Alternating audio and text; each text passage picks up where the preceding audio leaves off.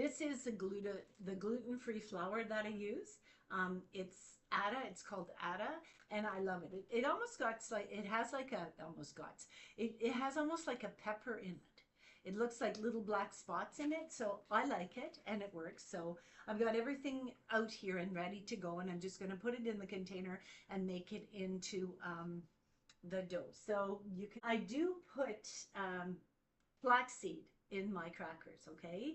But I grind it up because of the fact that some people have diverticulitis. And if you have diverticulitis, you shouldn't be eating the whole flaxseed because it will get stuck in those little pockets. So grind it up in the blender. I use my blender. I don't have a grinder. I don't have a food processor. It's my blender. But I buy it whole. It's cheaper that way. And I buy a big container of it.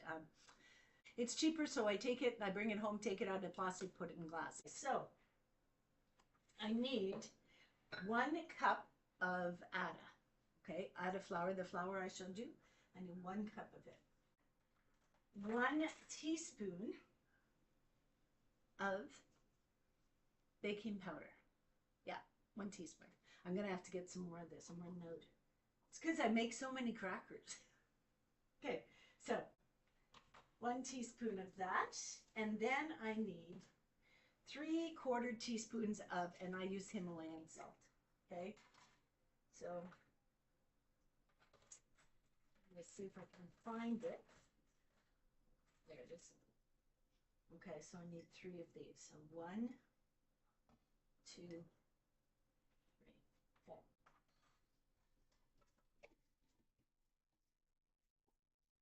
Now, I do cheat a little.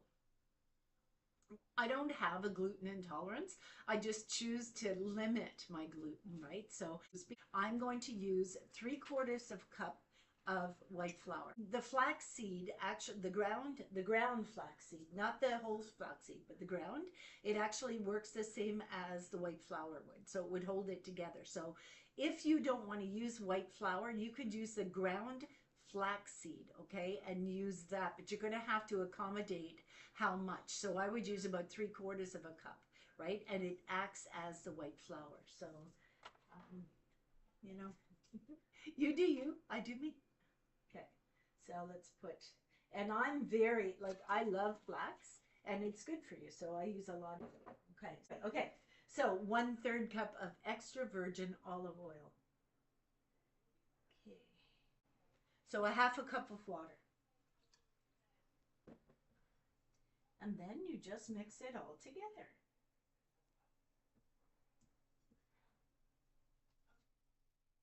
And I am going to, like, this isn't a cooking channel. This is my channel. It's got nothing to do with being a fancy chef, right? So then I'm just going to use my hands because it's me. It's just me. Now, if you want these to be easier to roll, you can put it in the fridge for a little while and you can cool it down, right? So, but you don't have to. You don't have to. So, and I'm really pleased. My eyebrows are like, look at my eyebrows. They're just beautiful. I had no eyebrows. Yeah, I had none. And I started using the castor oil, and now look at, I have beautiful eyebrows. Like, they're beautiful. And they're long. Yeah, they go, instead of just going halfway on my eye, they go all the way to the end. Yeah, the way they're supposed to. So, okay, so now you can use this recipe with anything. You can put garlic in it. You can put oregano, like I do. You can put, geez, chili peppers, right? You can put all sorts of stuff. Like you don't have to be stuck in a rut and follow everybody, okay? You do your own thing, right? And then all you do is, if you have cookie cutters, right, you can roll them out and you can make different kinds of designs, right? So I did want to add one little spot here. So when you're making the dough, okay, and if the dough has got a really dry feeling to it, make a well, like literally make a well in the dough itself, right? So the dough's all messed up. It's all mixed together. Make a hole and put a little bit more water. You can add more water to it at any stage because I don't use measurements. And so, I kind of go by ear. I know by the feeling.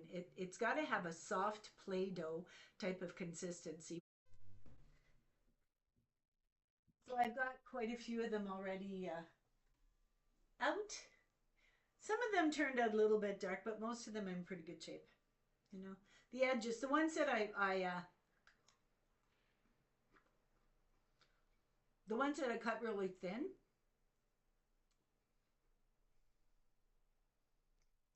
they're hot. That they got a little dark, but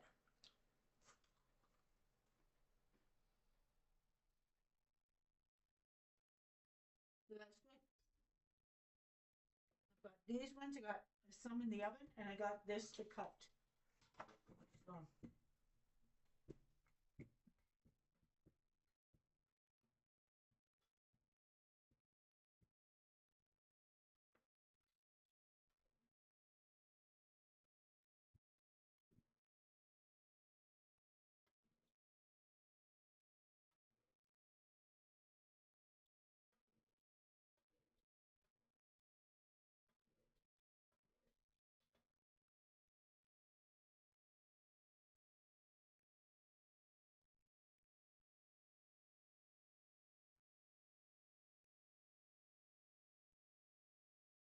quite a few of them. Yeah.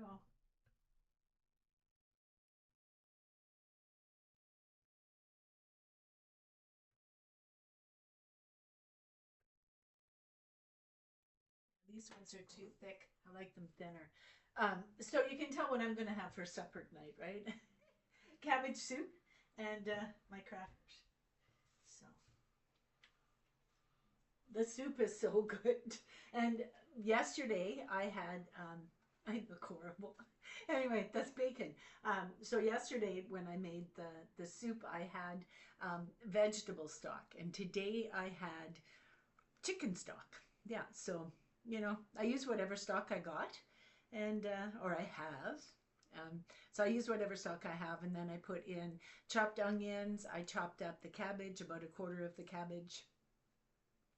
I boiled a few of the small potatoes again, four of them or five of them. So you don't need a lot. I mean, it's a whole pot, right? I made a whole pot. I mean, like, look at. So no, it was a half an onion, what I had left in the fridge. Six tiny potatoes, about six potatoes. Maybe another quarter of the cabbage chopped up and diced. Two cups of, or no, 1 cup of chicken broth and 2 cups of water. Half a tin of the herb tomatoes that I had left from yesterday. What else went in there? I almost forgot, like yesterday, I almost forgot to tell you, the vegetables. So the frozen vegetables. So I added about a cup of frozen vegetables, and that's it. That's all. My oregano, my salt, and lots of pepper. And that's it. And it made a whole pot of soup. And it's going to last me like forever. It's going to last me a whole week. But you know what? I actually like it. Yeah, I like it.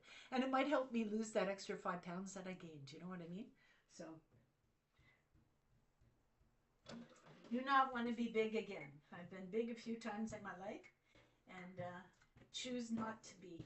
In my 60s, I choose not to be. And the funny thing is that my stomach should be wrinkled, and my stomach's not wrinkled. And there's two things I use. I use Vicks Vapor Rub. I massage it into my belly, and I use castor oil, and I massage my belly with that. And I don't have any crepey skin. If you look back on my videos, the picture that I took and I posted, that's exactly what my stomach looks like now. And I lose and I gain and I lose and I gain, but I still am able to maintain that 130 at any point. It takes me a week to get down to 130, and it's the truth. It's the truth. Your body becomes inflamed when you don't eat properly, when you eat a lot of sugars, a lot of carbs, when you eat a lot of fast foods. Your body will be inflamed. Your body will say, hey, what the hell are you giving me? And it'll fight back. And that's when you get the illness, right? So your body inflames itself as a protective mechanism to protect itself from the shit that we're putting into it.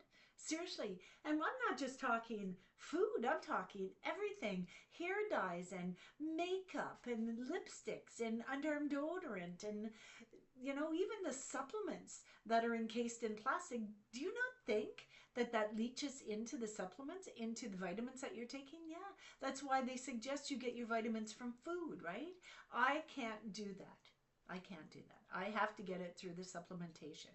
And I choose to cut open the plastics and to pour the medicine out. And if I can get it in bulk, I'll buy it in bulk. You know what I mean? If I'm going to buy omega-3s, if I've got the money to purchase the bottle of omega-3 oil, I'll do it that way. Yeah. But if I don't, I'll buy the fish oil in the little capsules or the omegas in the capsules, and I'll open it up. Now the B12, I was going to purchase some B12, but I would choose to use the nutritional yeast because nutritional yeast has all the B vitamins in it. Yeah, all the B vitamins. So that's what I'm going to choose to do. But, it is what it is. So I'm going to cut these, put them in the oven, and then I'll see you when it's all done. And hopefully I won't eat them all. Okay, I'll see you shortly. Babies. Hey, Mommy, I want a cracker. He seems to have a thing for oregano and celery. Isn't he the most beautiful cat you've ever seen? These are lovies. He's a mommy's lovies. I love him. I love him. Are you going to stay with me? Are you going to let me finish my crackers? Yeah?